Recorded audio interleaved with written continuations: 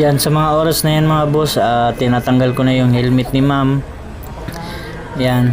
Tapos grabe yung tawa ni ma'am sa amin dyan, yung kwentuhan namin, nakakatawa talaga. Na-enjoy naman si ma'am sa biyahe namin mga boss. Tapos yan, kinuha ni ma'am yung laptop niya sa U-box ko.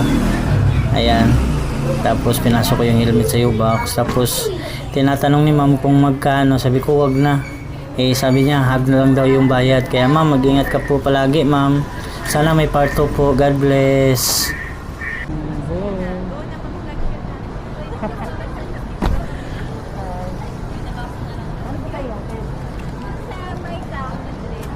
Doon pa rin kanina.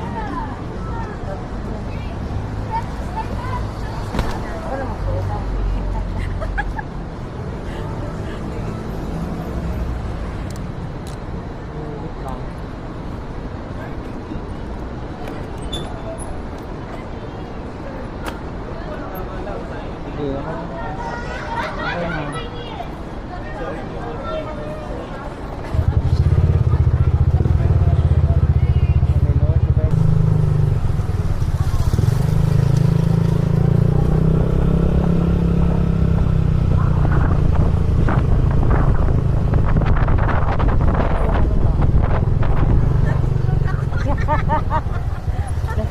Natulog ka lang? Hindi ko kaya yung antok.